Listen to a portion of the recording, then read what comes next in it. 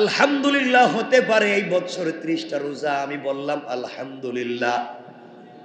হতে পারে এই বছর 30টা রোজা আর 6টা 10 করে হলে 30 দিনে 300, 6 10 60, আরবি ক্যালেন্ডার 360 দিনে হয়ে যায়। তাই যদি 6টা রোজা রাখি, 30টা রোজা রাখি, আল্লাহ বললেন পুরা 1 বছর দেহকে এবং রূহকে সুস্থ রাখার জিম্মাদারি আমি আল্লাহ নিয়ে নেই। আল্লাহ রাসূল সাল্লাল্লাহু আলাইহি ওয়াসাল্লাম মুসলিমের হাদিস বলেছেন, মান সামা রমাদান সুম্মা আতবাআহু সিত্তাম মিন শাওয়াল কানা কাসিয়ামিদ দাহরি কুল্লিহি। রাসূল সাল্লাল্লাহু আলাইহি ওয়াসাল্লাম বললেন, যেই ব্যক্তি রমজানের রোজা রাখবার পরে তার অনুসরণে শাওয়াল মাসের 6টা রোজা রাখলো, সে যেন আমি আল্লাহর কাছে 12 মাসের 12টা মাস একাধারে রোজা রাখলো, সেই একাধারে রোজা রাখার সওয়াব তার আমলনামায় লিখে দে। পারবো না ইনশাআল্লাহ? কথাগুলো ভালো করে মনে রাখবেন। রমজানের এত দাম কেন? রমজান তো বাকি 11 মাসের মতো 1 মাসের নাম। এত দাম কেন হয়ে গেল? রোজা রাখবার কারণে দাম হয় নাই, সারাদিন না খেয়ে থাকবার কারণে দাম হয় নাই, এই রাত্রে আমরা তাহাজ্জুদ পড়ি, তারাবি পড়ি, এই জন্য এই রমজানের দাম হয় নাই। আল্লাহ রাব্বুল ইজ্জত ওয়াল জালাল কোরআনে কারীমের 2 নম্বর সূরা সূরা বাকারা 185 নম্বর আয়াত থেকে আল্লাহ বললেন, শাহরু রমাদানাল্লাযী উনজিলা ফীহিল কুরআন হুদাল লিন্নাসি ওয়া বাইয়িনাতিন মিনাল হুদা ওয়াল ফুরকান। আল্লাহ রাব্বুল ইজ্জত ওয়াল জালাল বললেন, রমজান এমন এক মাস, এতে মানুষের দিশারি, সৎ পদের স্পষ্ট নিদর্শন এবং সত্যের পার্থক্যকারী হিসাবে রমজানের দাম বাড়িয়ে দিয়েছি।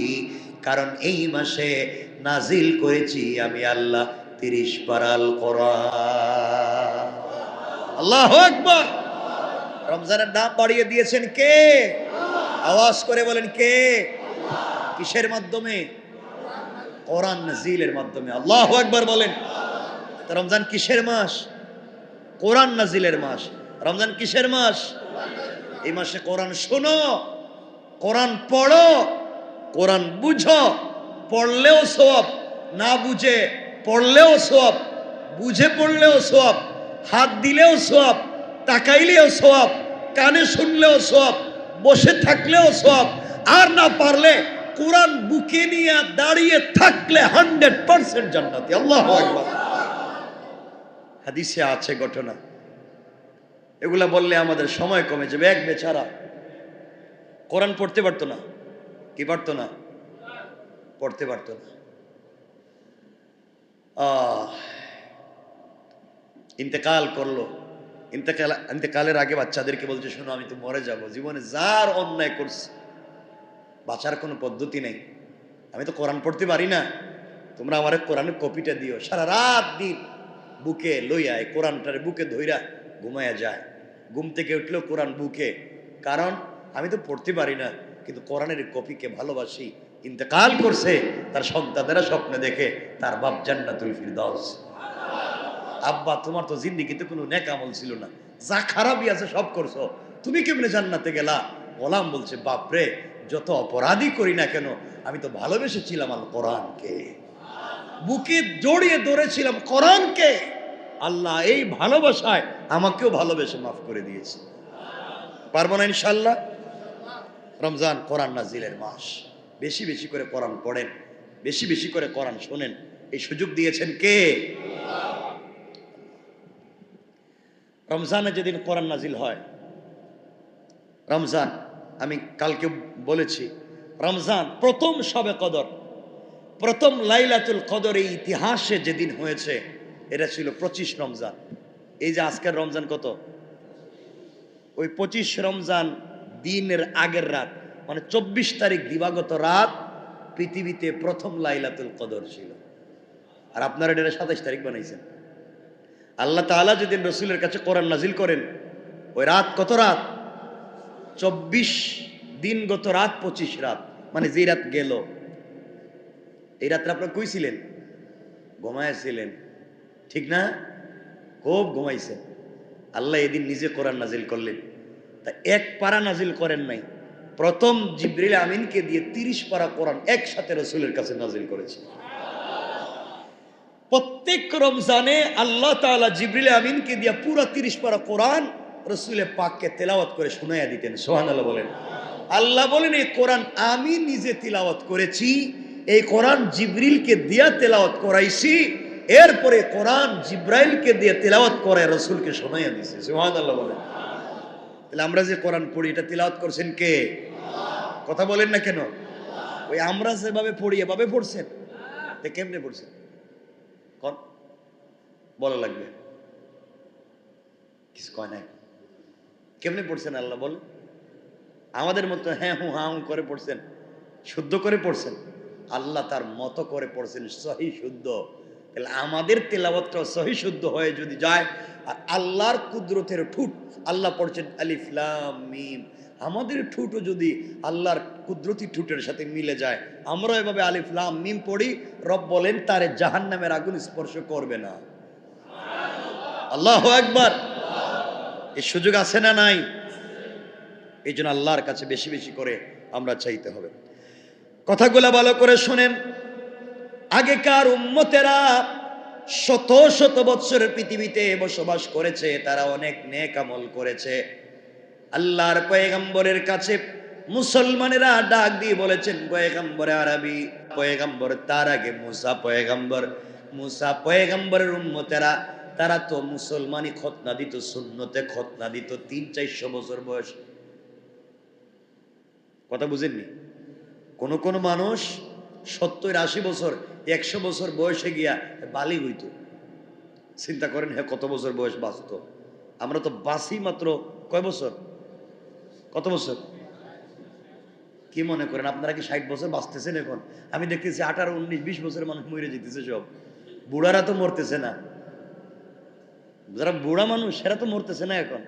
এরা খুব খুশি, তারা যদি এক রাত্রের একটা মুহূর্ত ইবাদত করে 83 বছর ইবাদতের সওয়াব তাদের আমল নামায় আমি আল্লাহ লিখে দেব। আমার বন্ধুগণ, এমন একটা রাতের নাম লাইলাতুল কদর।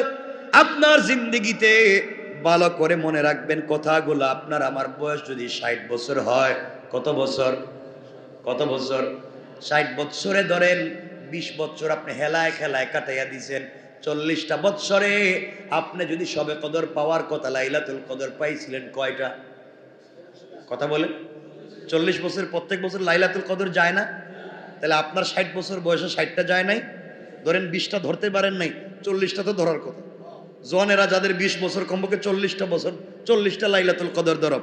আপনি যদি মাত্র 40 রাত্র ঠিক মতো ইবাদত করতে পারেন, আল্লাহর রাসূল বললেন ওই ব্যক্তি 3333 বছর একাধারে, 3333 বছর একাধারে রোজা রেখে একাধারে তাহাজ্জুদের নামাজ পড়ে যেই সওয়াব পাওয়ার কথা, 40টা রাত্র ইবাদত করবার কারণে তার আমল নামায় আল্লাহ তাআলা 3333 বছরের ইবাদতের সওয়াব লিখে দেয়। সুবহানাল্লাহ পড়েন। তাহলে মাত্র 40টা রাত ইবাদত করে 3300 বছরের সওয়াব পাচ্ছেন। এর চাইতে সুযোগ আর আছে? আছে? লাইলাতুল কদর ধরতে পারবো তো ইনশাআল্লাহ? এই জন্য আল্লাহ রাব্বুল ইজ্জত ওয়াল জালাল কোরআনে কারীমের 30 নম্বর পারা 97 নম্বর সূরা, সূরা কদরের 1 থেকে 3 নম্বর আয়াতে আল্লাহ বললেন, ইন্না আনজালনাহু ফি লাইলাতিল কদর ওয়া মা আদরাকা মা লাইলাতুল কদর লাইলাতুল কদরি খায়রুম মিন আলফি শাহর। আল্লাহ রাব্বুল ইজ্জত ওয়াল জালাল বললেন, নিশ্চয় আমি কোরআন নাজিল করেছি কদরের রাতে আল্লাহ বলেন কোরআন দিয়েছি আমি রমজানুল মুবারকে, রমজানে কোরআন নাজিল করেছি। কোন রাত্রে নাজিল করেছেন বলেন নাই, আর এই আয়াতে বলছেন কোরআন নাজিল করছি রমজানে, পুরা মাস জুড়ে নয়, লাইলাতুল কদরের রাত্রে। সুতরাং এই রাত যদি ধরে ফেলি, আল্লাহ কোরআন নাজিল করে নিজে তেলাওয়াত করছে, জিবরিল আমিন তেলাওয়াত করছে। আমরা যদি ওই রাত জাগ্রত থেকে কোরআন তেলাওয়াত করি, আল্লাহ বলেন তাদের বডিতে জাহান্নামের আগুন কোনোদিন স্পর্শ করতে পারে না। কোন সুবহানাল্লাহ। আমার বন্ধুগণ, কোরআন নাজিল রমজানের কোন রাত্রে? কথা বলে লাইলাতুল কদরের রাত্রে। লাইলাতুল কদরে কোরআন নাজিল করেছেন জিবরিল আমিন আল্লাহর রাসূলকে। কোন রাত্রে কোরআন নাজিল হয়েছে? রাত্রটা কদরের রাত ছিল। এই রাত তারিখ সহ জিবরিল আমিন আল্লাহর রাসূলকে বলেছিলেন। অর্থাৎ রাসূল লাইলাতুল কদর এটা জানতেন, এটা জানতেন, মনেও ছিল। খুশির ঠেলায় ঘর থেকে বাইরে ছিলেন, মসজিদে নববীতে গিয়া সাহাবায়ে কেরামরে বলবেন, শোনো আমি কিন্তু একটা খবর জানি, এক রাত্রে ইবাদত করলে 83 বছরের সওয়াব। ঘর থেকে বাইরে হইছেন, এসে দেখেন সাহাবায়ে কেরাম ঝগড়া করতে, মানে তর্কে লিপ্ত, তাকদীর নিয়ে তর্ক করতেছেন, বিভিন্ন কাজ নিয়ে। রাসূল রাগান্বিত হয়ে গেলেন, তার চেহারা রক্তিম বর্ণের হয়ে গেল, লাল হয়ে গেল। তিনি যে আসছিলেন লাইলাতুল কদরের তারিখ জানাইতে, এটা ভুলে গেছেন। বলে দিছেন কে? আসতে বলবেন না, জোরে বলেন। আল্লাহ রসুলকে লাইলাতুল কদরের রাত জানাইয়া দিয়া চিন্তা করলেন, আল্লাহর তো একটাই লোক, গোলাম যেন তার কদমে একটা রাত্রে বেশি সেজদা দেয়, একটা দিন বেশি দোয়া করে, একটা বেশি কান্নাকাটি করে, তার ভাল লাগে। সুবহানাল্লাহ বললেন না? কারণ দেখবেন মা বাপ মিলে বাচ্চারে কান্না করায়, মাঝে মাঝে দুজন দুষ্টামি করে বাচ্চারে কান্না করায়। বাচ্চা একবার মায়ের কাছে ধাক্কা মারি দেয়, বাপ একবার মায়ের দিকে দেয়, মা একবার বাপের দিকে দেয়, কয় আমি তোমার কিছু না। মা কয় আমি তোমার কিছু না। বাচ্চা একবার মায়ের কাছে যায়, কয় আমি তোমার কিছু না। বাপ বাপের কাছে যায়, কয় আমি তোমার কিছু না। ছোট বাচ্চা একবার যাইতে আর যাইতে, আসতে আর যাইতে, মধ্যখানে হাউমাউ করে কান্না শুরু করে দেয়। যখন কান্না শুরু করে দেয়, তখন বাপ মা দুজন জড়াইয়া কপালে চুম্বন করে। ঠিক কিনা? ঠিক কিনা? তো আল্লাহ বুঝাতে চাইলেন, যা বান্দা, আমি তুই এক রাত্রে, আমার ভাল লাগতেছে না, যা। রাসূল পাকের দিল থেকে লাইলাতুল কদরের এই তারিখ ভুলাইয়া দিলেন, আর আল্লাহ আরো 4 রাত্রর ইবাদতকে কবুল করে নিলেন। বলেন সুবহানাল্লাহ। আরো 4-5টা রাত, 21, 23, 25, 27, 29, কয়টা হয়েছে? আগে ছিল 1 রাত, এখন হয়েছে কয় রাত? 5 রাত। আলহামদুলিল্লাহ বলেন। আল্লাহ 5 রাত আমাদেরকে বলেন, যা আমি তোর কি লাগি, যা আমি তোর কি লাগি, যা। 21 রাত্রে আল্লাহ বলছেন, আমি তোর কি লাগি, কান্নাকাটি করছস, যা আমি তোর কি হই, সারা বছর ঘোরাঘুরি করে এখন এসে কাঁদতেছ, যাও আমি তোমার কিছু না। 23 রাত্রে আবার কান্দে, আল্লাহ আমি না তোমার গোলাম, যা কিছু না। এখন আইসা আমার আমি নাকি তোমার অমুক, আমি তমুক, সারা বছর কইছিলাম, যাও। 25 তারিখ আবার কান্দে, আল্লাহ আমি না তোমার গোলাম, তুমি না আমার বানাইছো, যাও। খালি গোলাম গোলাম করো, পুরো 11 মাস কইছিলাম। 27 তারিখ আবার কান্দে, আল্লাহ আমি না তোমার গোলাম ছিলাম, আল্লাহ কই যাও গোলাম। 29 তারিখ আবার কান্দে, আল্লাহ কই দেখো 4-5 দিন হয়ে গেছে শুধু কান্দে, আর কান্দিস না, এবার আমার কলিজার ভিতরে আয়, আয় আমার কাছে আয়, আমি তোকে মাফ করে দিলাম। আল্লাহু আকবার। রব তো তার নাম। কেন বুঝেন না আপনারা? কেন বুঝেন না? আল্লাহ আমাদেরকে কবুল করে, বলেন আমিন। রাসূল ইসলামকে আল্লাহ তারিখ জানাইয়া দিয়েছিলেন। হাদিসে এসে আছে, আবু হুরায়রার বর্ণনায়, যে রাসূল এটা ভুলে গেছেন। আল্লাহ রাব্বুল ইজ্জত ওয়াল জালালের পয়গম্বর, বুখারীর হাদিস, নবীজি বললেন, তাহাররাউ লাইলাতাল কদরি ফিল উইতরে মিনাল আশরিল আওয়াখিরে মিন রমাদান। তোমরা রমজানের শেষ 10 দিনের বেজুর রাত্রগুলাতে সবে কদর তালাশ করো, কারণ তোমরা পেয়ে যাবে।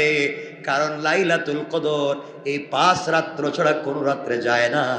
আমরা যাই করি না কেন, আমাদেরকে যদি প্রাইম মিনিস্টার বলতো এই 5 রাত্রে প্রত্যেককে 5 লাখ করে দিব, 5 রাত কি 5 বছর জাগ্রত থাকুন, কথা কন নাকি? 5 বছর থাকুন, দেন 5 লাখ। আর আল্লাহ বলেন আমি জান্নাত দিয়ে দিতেছি, এরপর আমরা থাকতে পারি না। আল্লাহ আমাদের কবুল করুক। তারিখ বুলিয়ে দেওয়ার হেকমত কি বলেন? আল্লাহর হেকমতটা কি তারিখ বুলিয়ে দেওয়ার? যে এক রাত্রের বদলা যেন 5 রাত্রে ইবাদত করে, একটা রাত্র তো যদি লাগিয়ে যায়, ওই যে রাস্তাঘাটে দেখছেন না কুপন বিক্রি করে, যদি লাগিয়ে যায়, এটা লাগেই না, এরা হেরাই খায় ফেলে। এরা যদি লেগে যায় কুপন দেয়, আর আল্লাহ বলতেছেন 5 রাত্রে দিলাম। যদি লেগে যায় না, যদি লেগে যায় না, লেগে যাবি। আল্লাহু আকবার বলেন, লেগে যাবি। আল্লাহু আকবার। আল্লাহ কবুল করো, পড়েন আমিন। তাহলে আমাদের সময় কমে গেছে, শেষই হয়ে গেছে। আল্লাহ রাব্বুল ইজ্জত ওয়াল জালাল বললেন, আল্লাহ রাসূল সাল্লাল্লাহু আলাইহি ওয়াসাল্লামকে আল্লাহ জানিয়ে দিলেন, লাইলাতুল কদরে ফেরেশতাদেরকে আসমান থেকে আল্লাহ পাঠাইয়া দেন। কাউকে রুকুতে সে যদি পায়, কাউকে সিজদায় পায়, কাউকে দুয়ারত পায়, কাউকে কোরআন তিলাওয়াতের অবস্থায় পায়, ফেরেশতারা আল্লাহর কাছে যখন রিপোর্ট দেয়, আল্লাহ তাআলাই বান্দার পুরা জিন্দেগির পিছনের জিন্দেগির আমল নামাগুলাকে একবারে ব্লক করে দেয়, বন্ধ করে, খাতাগুলাকে বন্ধ করে পিন লাগিয়ে দিয়া তার নতুন খাতা খুলে দেয়, আর বলে আমার বান্দার আমল নামায় আজকের পর থেকে কোনো গুনাহ ছিল না। আল্লাহু আকবার। আর কি চান আমার মুসলমান বন্ধুগণ? আল্লাহ রাসূল সাল্লাল্লাহু আলাইহি ওয়াসাল্লাম, আনাসের বর্ণনায় রাসূল সাল্লাল্লাহু আলাইহি ওয়াসাল্লাম বলছেন, বাইহাকির riwayat, ইযা কানা লাইলাতুল কদরি নাযালা জিবরাইলু ফি কাবকাবাতিন মিনাল মালায়েকা ইউসাল্লুনা আলা কুল্লি কাইমিন আও কাঈদিন ইয়াযকুরুল্লাহ আযজা ওয়া জাল্লা। শবে কদর যখন হয়, জিবরিল আমিন একটা বিশাল জামাত নিয়ে দুনিয়া অবতরণ করেন।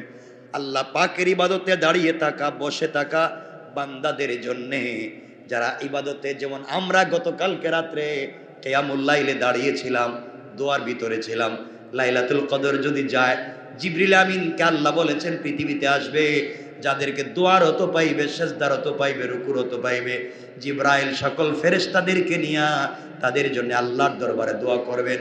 আর আল্লাহ বলেন, দোয়া করতে দেরি, জিবরাইলের দোয়া কবুল করে আমার গোলামদেরকে মাফ করতে দেরি করি না।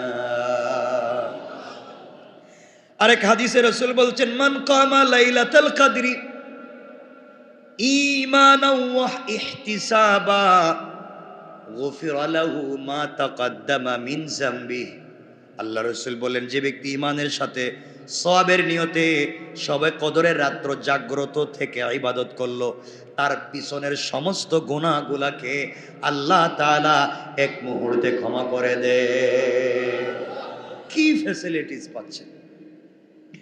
ইবনে মাজার হাদিসে আয়েশা সিদ্দিকা বলেন, আল্লাহর রাসূল বলছেন, আরাআইতা ইন আলিমতু আইয়া লাইলাতিন লাইলাতুল কদরি মাযা কুলু ফিহা ক্বালা কওলি আল্লাহুম্মা ইন্নাকা আফুউন কারীম, অথবা আল্লাহুম্মা ইন্নাকা আফুউন তুহিব্বুল আফওয়া ফাফু আন্নি ইয়া কারীম ফাফু আন্না ইয়া কারীম।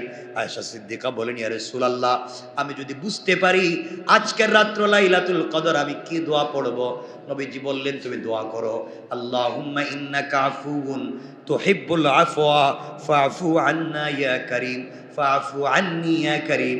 এই দোয়া করতে থাকো, তোমার আমলনামায় কোনো গুনাহ লেখা থাকবে না।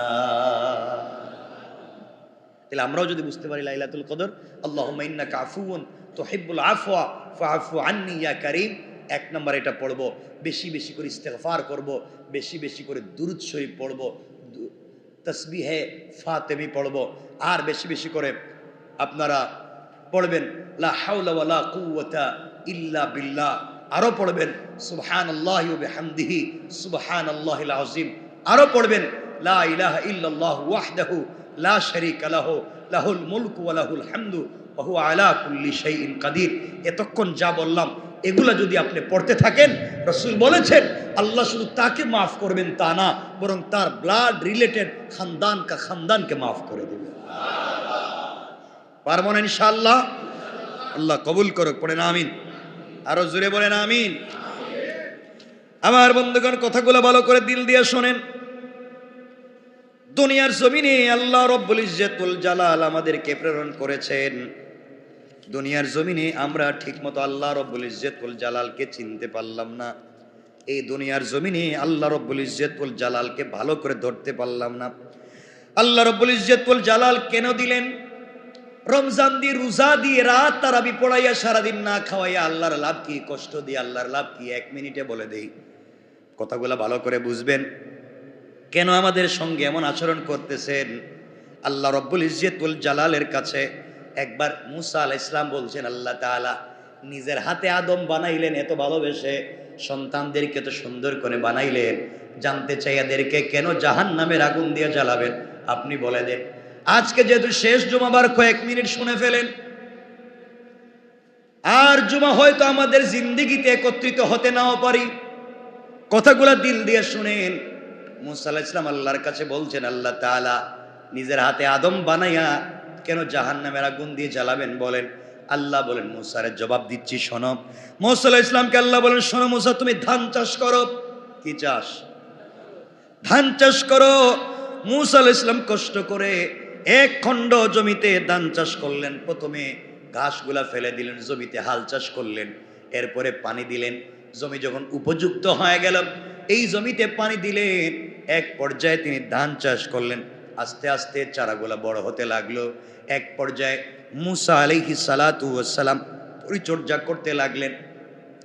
এলাকাগুলাকে তিনি বাউন্ডারি করলেন, বেড়া দিলেন, যেন কোনো জিনিস ঢুকে তা নষ্ট করতে না পারে।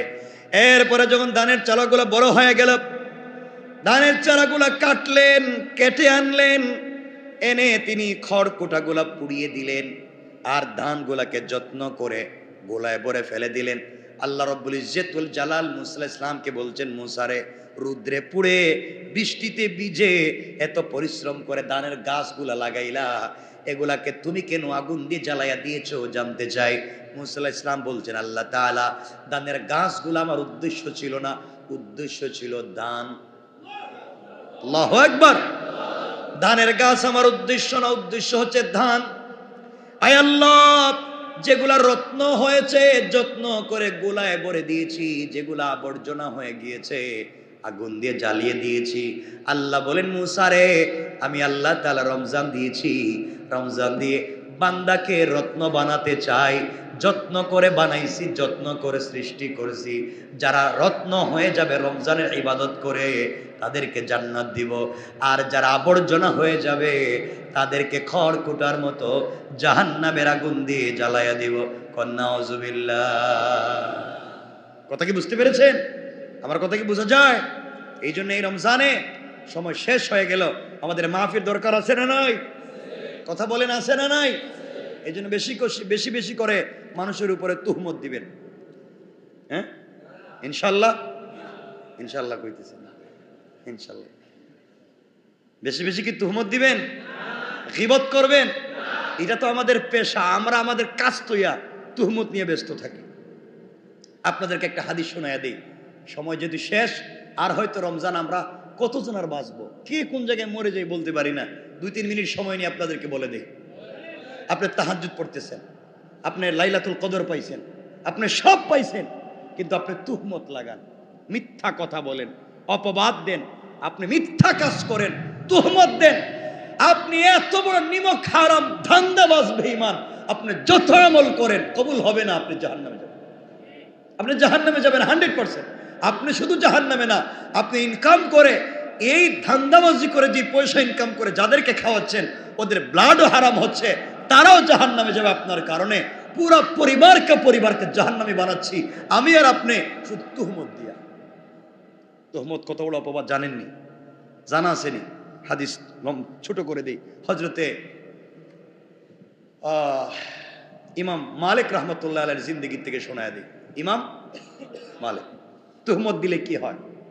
তুহমত, আপনি মিথ্যা, আপনি জানেন না, একজনের সম্পর্কে বলে ফেললেন যে আমি দেখছি ওই মেয়েটা এক ছেলেরে নিয়ে ঘুরতেছে, আমি দেখছি এই ছেলে এক মেয়েরে নিয়ে ঘুরতেছে, আমি দেখছি, আমার কাছে সব আছে। হতে পারে মিথ্যা, হতে পারে মিথ্যা। যদি মিথ্যা হয়ে যায়, আপনি বললেন আমি দেখছি, ইন্না লিল্লাহ, আমি দেখলাম বিনোদ বিবির খতিব সাহেব রিক্সা একটা মেরে নিয়ে কি হুড উঠাইয়া কি সুন্দর মতিঝিল দিয়ে যায়, হুজুর করলোটা কি কামটা, এই হুজুরের পিছনে আমরা কি জুম্মা পড়ি। আপনি একটা বলে ফেললেন, হতে পারে যাকে নিয়ে আমি ঘুরতেছি সে আমার মা। বলেন বলেন, সে আমার, হতে পারে আমার বোন, কথা বলেন, হতে পারে আমার মেয়ে, হতে পারে আমার স্ত্রী। আপনি কেন ধারণা করতে গেলেন? ইজতানিবু কাসীরাম মিনাজ জন, আপনারা কে বলছি ধারণা করতে? ইন্না বাদাজ জন্নি ইসমুন। তুমি কাজ করছো কেন? কারণ তোহমত দিলে আপনি 100% জাহান্নামী। আপনি যদি ধরেন আমি একজনের উপরে তুহমত দিলাম কিন্তু সেই কাজ করে না, সেই কাজ আমি মিথ্যা বললাম, কিয়ামতের দিন কেউ সুপারিশ করবে না, কেউ করবে না। শোনেন হাদিস, যেহেতু সময় চলেই গেছে, 2-3 মিনিট নিয়ে নেই, কষ্ট হবে না তো? আজকেই তো আমিও কথা বলতে চাইছিলাম না, বলে দিচ্ছি, বলবো না। আমি একটু হয়তো আজকে সফরে চলে যেতে পারি, কোথাও হঠাৎ চলে যেতেই পারি। তা আবার যদি আসি আর দেখা হয়, নাও তো হইতে পারে, মরে যেতে পারি, ঠিক না?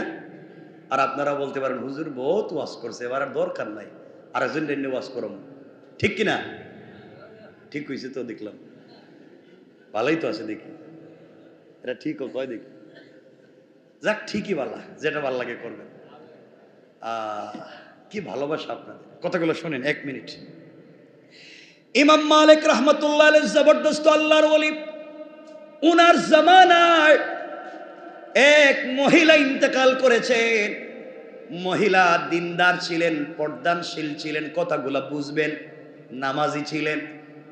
এই মহিলা ইন্তেকাল করবার পরে মহিলার গোসল করাবে, কিন্তু এই বাড়িতে কোনো মহিলা নাই। আরেক মহল্লার থেকে কয়েকজন মহিলা এসেছে, ওই নারীকে গোসল করাবার জন্য এসেছে। গোসল করাবার জন্য যখন তাকে পর্দা করে গোসলখানায় নিয়ে গেল, যেই মহিলা মৃত মহিলাকে গোসল করাবে সে আগে থেকেই তাকে চিনত। গোসল করাতে গিয়ে শরীর থেকে যখন কাপড় সরিয়ে দিয়েছে, লজ্জাস্থান থেকে পুরো বডি থেকে যখন কাপড় সরিয়ে দিয়েছে, যেই মহিলা গোসল করাতে গিয়েছে ওই মহিলা ওই মৃত নারীর রানের উপরে হাত রেখে হঠাৎ বলে ফেলেছে, আজ তোমার গোসল আমি করাচ্ছি। আর তোমাকে না একদিন আমি দেখছিলাম একটা ছেলের সঙ্গে হাত ধরে ঘুরে বেড়াতে, এক ছেলের সঙ্গে তোমাকে একদিন হাত ধরে ঘুরে বেড়াতে দেখেছি। পাবলিক তোমাকে কত ভদ্র মনে করত, কত তুমি পর্দা করে চলতে, মানুষ তোমাকে তাহাজ্জুদ গুজার মনে করত, তোমার স্বামী তোমাকে আমানতদার মনে করত, পাবলিক তোমাকে বড় ভদ্র নারী জানতো। আর তোমাকে আমি আরেক ছেলের সঙ্গে দেখছি। এই কথা বলবার সাথে সাথে যেই নারী গোসল করাচ্ছিল তার হাতটা ওই মৃত নারীর রানের সঙ্গে আটকে গেল, একবার আঠার মতো আটকে গেল, হাত আর ছুটে না। অনেক চেষ্টা করে হাত ছুটানো যায় না। এক পর্যায়ে এলাকার হুজুরদেরকে বলা হলো কি করা যায়। ইমাম সাহেব আর কি করবে? ইমাম সাহেব ফতোয়া দিলেন, এক কাজ করেন, যেহেতু মহিলা মরে গিয়েছে আর ওই জীবিত নারীর হাত আটকে গিয়েছে, জীবিত নারীর হাত কাটার কথা আমি বলতে পারি না, যেহেতু মৃত মানুষ, রানের ওই অংশটুকুন চামড়াটুকুন কেটে দেন, হাত ছুটে যাবে। যার স্ত্রী মারা গেছে এই স্বামী কি কথা মানবে? কথা কন, বলতেছে না আমার স্ত্রীর চামড়া কাটা যাবে না, প্রয়োজনে তোমার বউর হাত কাটো। তখন হে বেচারার কি কয়, আমরা আইছিলাম আরেক গ্রাম থেকে আপনার বউরে গোসল করাইতাম, এখন আমার বউর হাত কাটবেন আপনি? কেউ যখন ফতোয়া দিতে পারে না, পুরা দেশের আলিম কি করবেন? অর্ধেক দিন চলে গিয়েছে, ওই নারীর হাত ছুটে না, কথাগুলা বুঝবে। লম্বা সময় চলে গেল, শেষ পর্যন্ত সবাই মিলে এই দেশের সব থেকে বড় মুফতি যিনি ছিলেন ইমামে মালিক রাহমাতুল্লাহ আলাইহির কাছে গেলেন।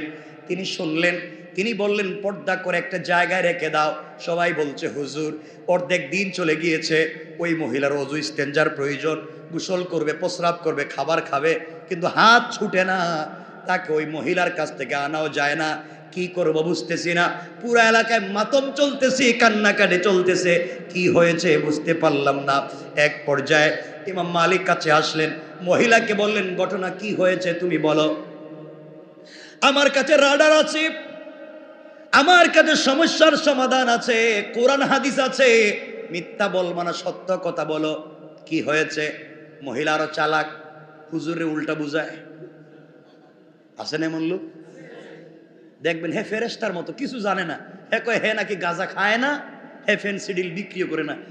পুলিশ যখন ফিডানি শুরু করছে, কয় খাই, আমিও খাই, আমার বাপও খায়। এখন কইতেছে, আগে কিন্তু স্বীকার করেন। আমার বন্ধুগণ, ইমাম মালিক বললেন কি হয়েছে বলো। মহিলা বলতেছে জানি না, আমি এসে এখানে তিলাওয়াত করতেছিলাম, হঠাৎ দেখি হাত আটকে গেছে। হে নাকি তিলাওয়াত করতেছিল, হে তিলাওয়াতে ছিল, আর হাত হঠাৎ আটকে গেল। ইমাম মালিক বলে মিথ্যা কথা বলবা না, সত্য কথা বলো বেঁচে থাকতে হলে, নচেত তোমাকে হত্যা করব। এক পর্যায়ে সন্ধ্যা হয়ে গিয়েছে, ওই মহিলা কোনো উপায় না পেয়ে ইমাম মালিকের কাছে বলতেছে, ইমাম মালিক, ওই মহিলাকে যখন গোসল করাচ্ছিলাম, হঠাৎ করে আমি বলে ফেলেছিলাম, আমি একদিন ধারণা করে ওই মহিলার সঙ্গে একজন পুরুষকে দেখছিলাম, জানি না কে। আমি বলছিলাম ওই গোসল করাতে তার রানের উপরে হাত রেখে তুমি একজন বেগানা পুরুষের সঙ্গে ঘুরে বেড়াইছো, এই কথা বলার কারণে হাত আটকে গেল। ইমাম মালিক বললেন তুমি তুহমত দিয়েছ, হয়তো মিথ্যা কথা বলেছ, হয়তো তার সঙ্গে তার স্বামী ছিল, এই জন্য দুনিয়ায় তোমাকে শাস্তি পাওয়াই লাগবে। সুতরাং কোরআন আছে আমার কাছে, আমি দেখব তুমি এই অপরাধের শাস্তি কি। অপরাধের শাস্তি কোরআন খুললেন, খুলে দেখলেন কেউ যদি কারো উপরে মিথ্যা তুহমত দেয়, এই তার দুনিয়ার শাস্তি হলো আচ্ছা মতো একটা বেত নিয়া তার বডিতে 80টা বেত্রাঘাত দূররা। কয়টা? কয়টা? 2 সাইডটা মারার পরে মানুষ বাঁচে না। কয়টা মারতে বলছেন? 80টা, 80 বেত্রাঘাত। সবাই তো আশ্চর্য, এখন কি করা যায়। তিনি বললেন মারো, সে তুহমত দিয়েছে, মিথ্যা বলেছে, অপবাদ দিয়েছে, জাহান্নামে তো যাবেই, দুনিয়া শাস্তি পাওয়া লাগবে, কারণ সে কোনো মিথ্যা তুহমত দিতে গেল। এই জন্য খবরদার, সাবধান করে দিয়ে যায়, কেউ কারো প্রতি মিথ্যা তুহমত দিবেন না, হয়তো ইন্তেকাল করবেন, তওবা করার, মাফ চাওয়ারও সুযোগ খুঁজে পাবেন না।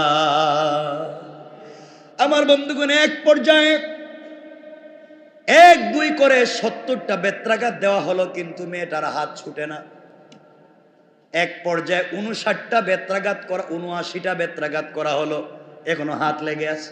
ইমাম মালিক বললেন আমি এতদিন কোরআন হাদিস দিয়া পাবলিকরে কত ফতোয়া দিলাম, আজ দেখি ছুটে না, তাহলে মহিলাই সত্য, এ তুহমত দেয় নাই, এ সত্য।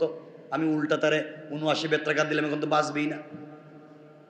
79 বেত্রাঘাত করলাম, মরেই যাবে, বাঁচবেই না, করলাম কি। এক পর্যায়ে তিনি 80 নম্বর বেত্রাঘাত করার জন্য যখন বেত উঠাইয়া 80 নাম্বার বেত তার বডিতে মারছেন, হঠাৎ করে ঠাস করে বডি থেকে হাত ছুটে গিয়েছে। আল্লাহু আকবার। তিনি বুঝতে পারলেন তুমি তুহমত দিয়েছো। তাহলে কি বুঝলেন?